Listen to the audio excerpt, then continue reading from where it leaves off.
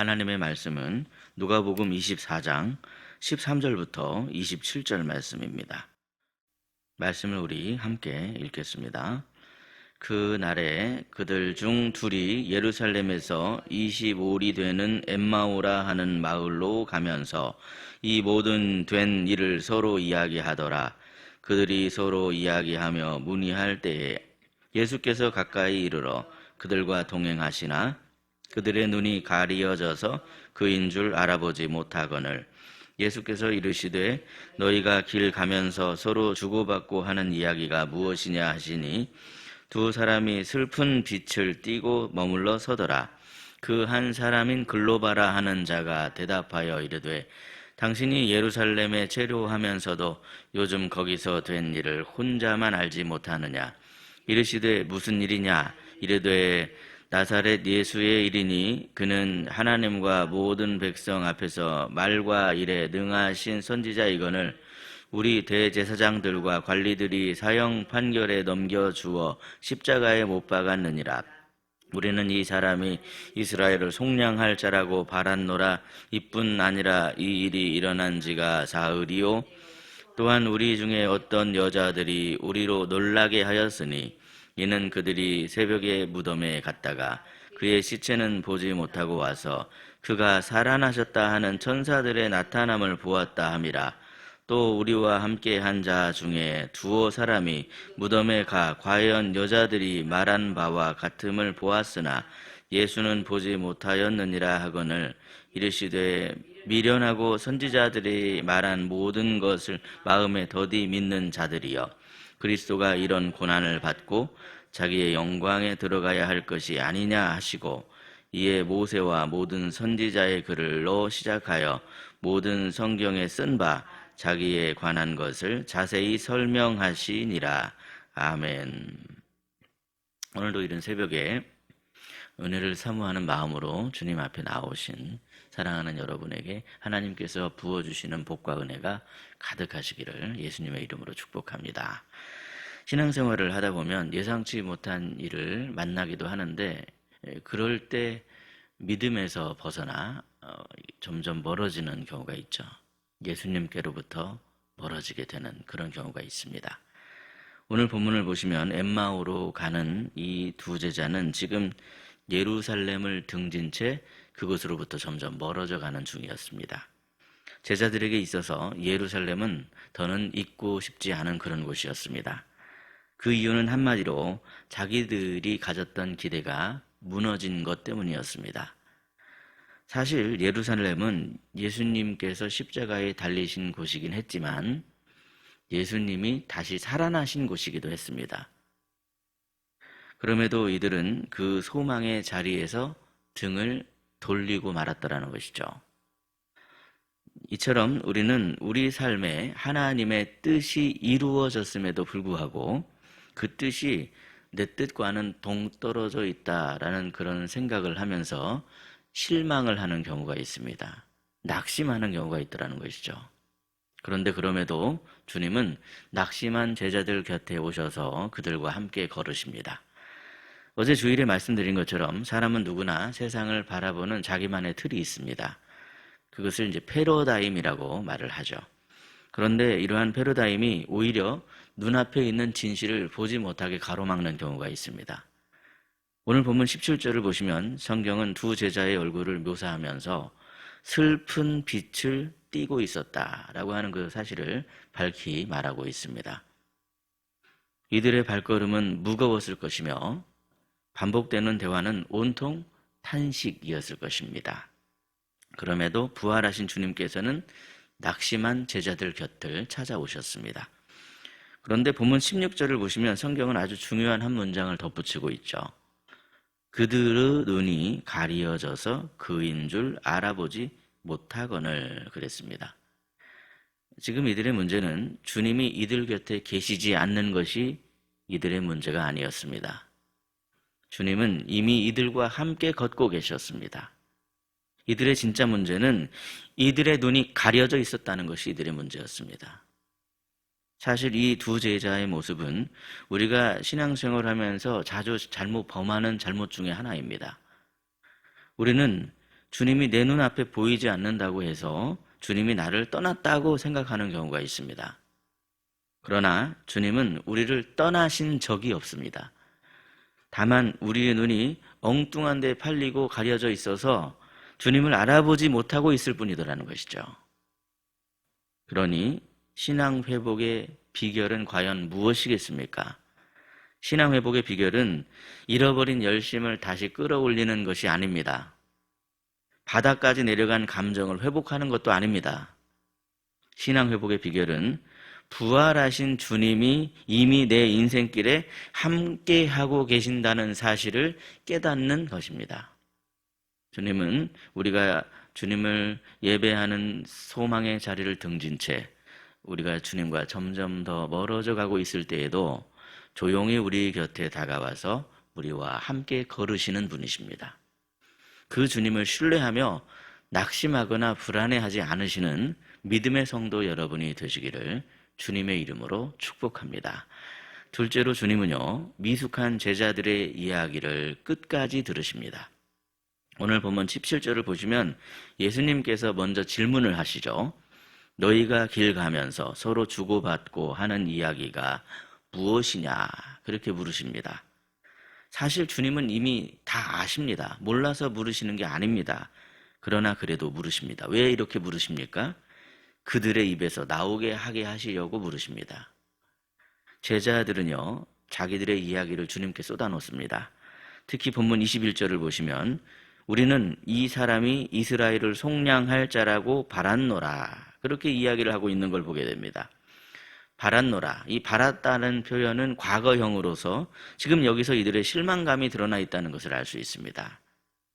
왜 실망했을까요? 그 이유는 예수님이 잘못했기 때문이 아닙니다. 예수님을 자기들의 이 기대와 자기들의 틀 안에 가둬두려고 했기 때문에 실망한 것입니다. 이들은 어떤 예수님을 기대했냐면 정치적인 메시아를 기대했습니다. 눈에 보이는 회복, 지금 당장의 변화, 즉각적인 승리, 이것을 제자들이 바랐던 것이죠. 그러나 십자가는 이들의 그런 기대와 바람을 완전히 와르르 하고 무너뜨린 그런 사건이었습니다. 그럼에도 주님은 이들의 이 왜곡되고 미숙한 그 표현들을 중간에 끊어버리지 아니하시고 끝까지 다 들어주십니다. 생각해 보시면 여러분, 바로 이것이 은혜죠. 주님은 우리의 기도가 정답일 때만 들으시는 분이 아니십니다. 주님은 우리의 기도가 미숙하고 엉망일 때도 들으십니다. 신학적으로 맞지 않아도 들으시고 감정에 막 앞서 있는 그런 기도도 들으시고 주님은 우리의 이야기를 끝까지 다 들으십니다. 왜냐하면 우리 속에 이 가득한 미숙함을 내가 주님께 비워낼 때, 그럴 때 비로소 주님의 말씀이 들어올 틈이 생기기 때문에 그렇습니다. 우리 마음이 뭔가 이렇게 우리의 어떤 욕심과 세상적인 가치, 세상적인 기대, 이런 것들로 가득 차 있으면 말씀이 들어갈 틈이 없더라는 거예요. 그래서 우리 주님께서 뭐라고 말씀하십니까? 심령이 가난한 자는 복이 있다고 말씀하시는 거 아니겠습니까?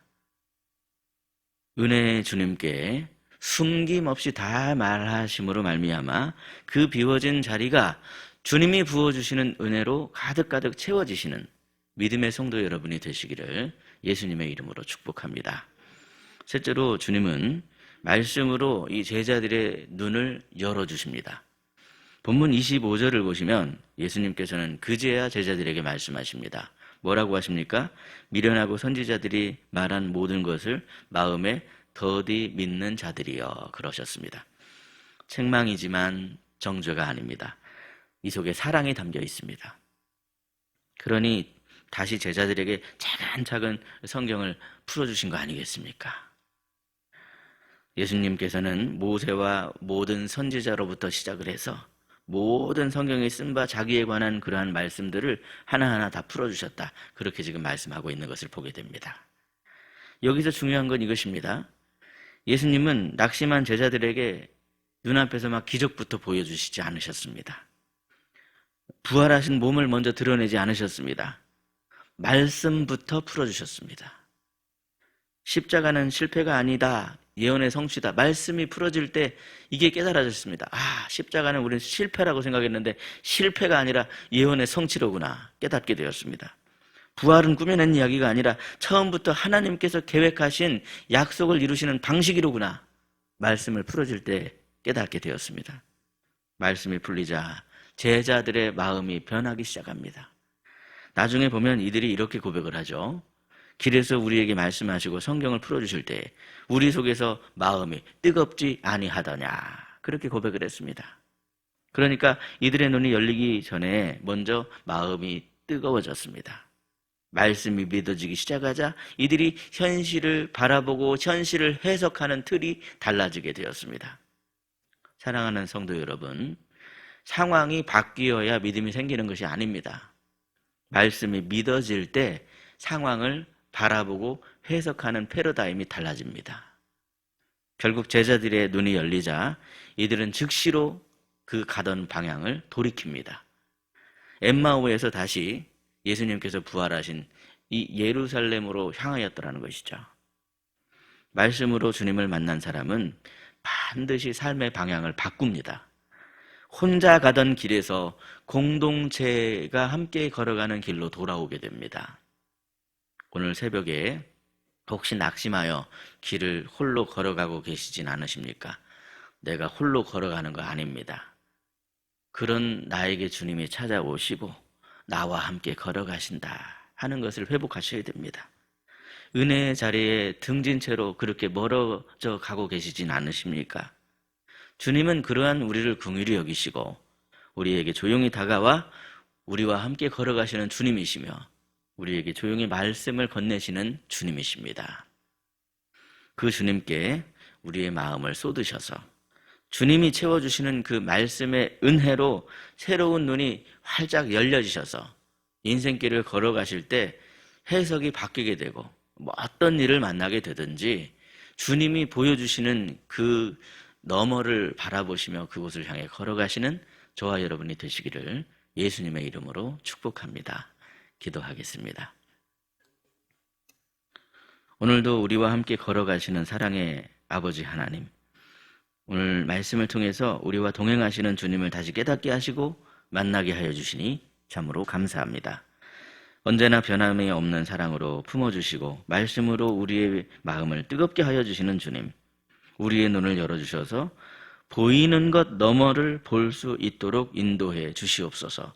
우리의 삶이 상황이 아니라 말씀으로 해석이 될 수 있게 해주시고 보이지 않아도 이미 함께 하시는 주님을 믿음으로 따르게 해주셔서 새로운 힘을 얻고 평안함을 얻는 믿음의 성도가 되게 하여 주시옵소서.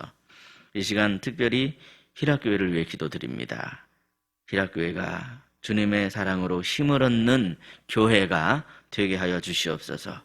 주님 중심으로 이 시대를 바라볼 수 있게 해주시며 부활의 증인으로 살아가는 공동체가 되게 하여 주시옵소서. 희락의 가정마다 어떤 상황 속에서도 낙심하지 않게 하여 주시고 십자가 앞에 다시 나아갈 수 있도록 붙들어 주시옵소서. 말씀의 은혜로 채워주셔서 어두운 눈이 열려지고 밝은 믿음으로 주님을 따르는 가정이 되게 하여 주시옵소서. 다음 세대를 주님께 맡깁니다. 우리 사랑하는 자녀들이 세상의 소리에 흔들리지 않게 하여 주시고 말씀으로 분별력을 갖게 하시며 주님이 주시는 참된 소망 가운데 좌로나 우로나 치우치지 않도록 붙들어 주옵소서. 육신의 질고와 마음의 상처로 고통받는 성도들을 기억해 주시고 특별히 김정희 권사님 따님이 이제 수술을 앞두고 있는데 주님께서 치료의 광선을 발하여 주시고 주님께서 친히 붙들어 주시고 함께해 주셔서 수술 잘 받을 수 있도록 회복될 수 있도록 붙드시고 인도하여 주옵소서.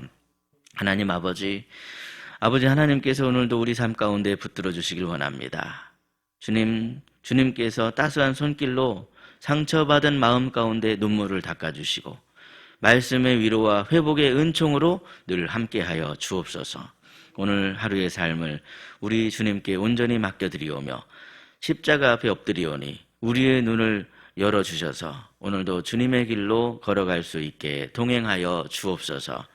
우리와 항상 함께하여 주시는 우리 구주 예수 그리스도의 이름으로 기도드리옵나이다. 아멘. 각자 기도하시겠습니다.